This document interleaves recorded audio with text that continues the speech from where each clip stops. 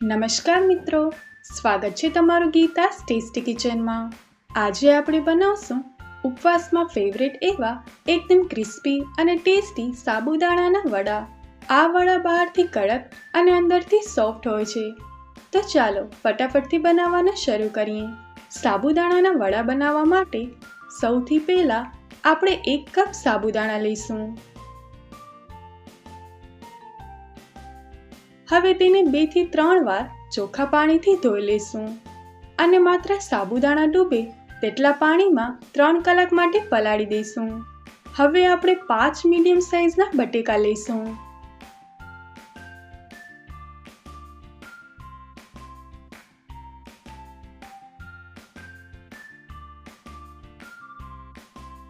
આપણે તેને કુકરમાં પાણી નાખી અને સરસ રીતે બાફી લઈશું।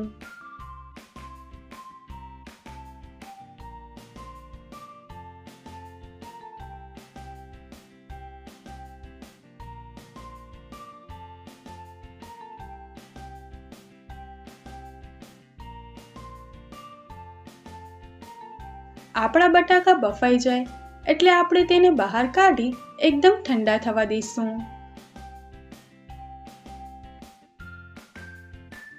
અહીંયા આપણે વડાને ક્રન્ચી બનાવવા માટે અડધો કપ કાચા સિંગદાણા લીધા છે। હવે આપણે તેને મિક્સરમાં નાખી અને તેનો અધકચરો ભૂકો કરી લઈશું।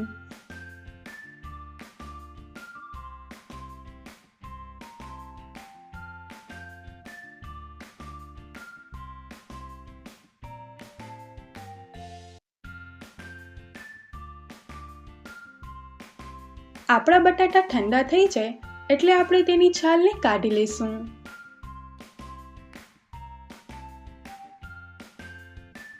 હવે એક મેસરની મદદથી આપણે તેને સરસ રીતે મેશ કરી લઈશું।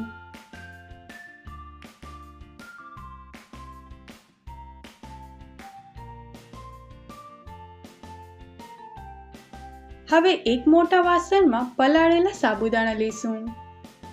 જુઓ, આપણા સાબુદાણા એકદમ સરસ રીતે ફૂલી ગયા છે।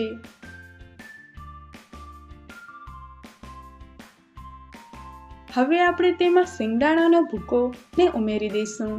હવે આપણે તેમાં મસાલા ઉમેરીશું। સૌથી પહેલા 1 ચમચી જીરું, 2 ચમચી લીલા મરચાંની પેસ્ટ, 2 ચમચી આદુની પેસ્ટ, 2 ચમચી ખાંડ ગળપણ માટે, ઝીણા સમારેલા લીલા ધાણા, અડધા લીંબુનો રસ,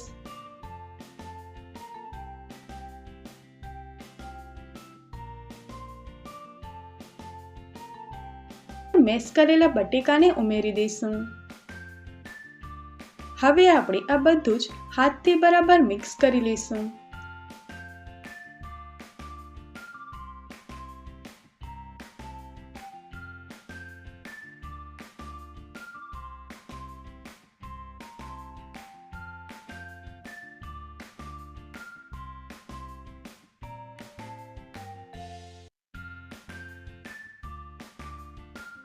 સ્વાદ મુજબ મીઠું, અહીંયા તમે સિંધાલોણ મીઠાનો ઉપયોગ પણ કરી શકો છો। હવે આપણે આ બધું જ હાથથી બરાબર મિક્સ કરી લઈશું જેથી એક સરસ લોટ જેવું મિશ્રણ તૈયાર થઈ જાય। હવે આપણે એક વાટકીમાં થોડું તેલ લઈશું। હવે હથેળીમાં થોડું તેલ લગાવીશું જેનાથી મિશ્રણ આપણા હાથમાં ચોટે નહીં।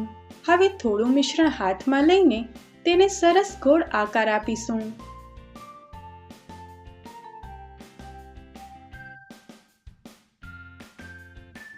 જો તમારે ટીકી જેવો આકાર આપવો હોય તો ગોળ બનાવી અને હળવેથી દબાવી દઈશું। આ રીતે બધા જ વડા તૈયાર કરી લઈશું। મેં અહીંયા તેલને પહેલાથી જ ગરમ કરવા માટે મૂકી દીધું હતું। આપણું તેલ બરાબર ગરમ થાય એટલે મીડિયમ ફ્લેમ પર એક એક કરીને બધા જ વડા આપણે તેલમાં નાખીશું।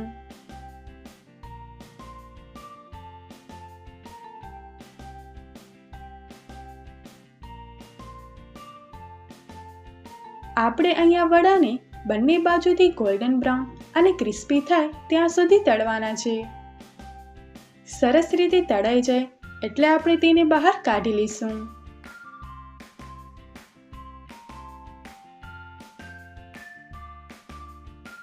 આવી જ રીતે આપણે ટિક્કી આકારના વડાને પણ તળી લઈશું.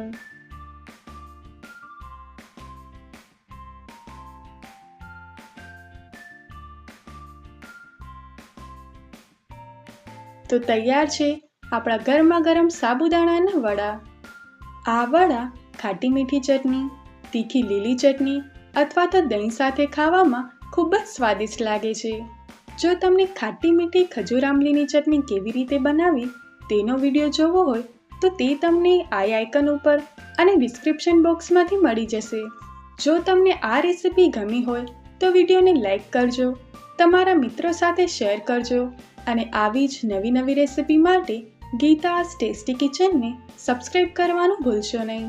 Thanks for watching.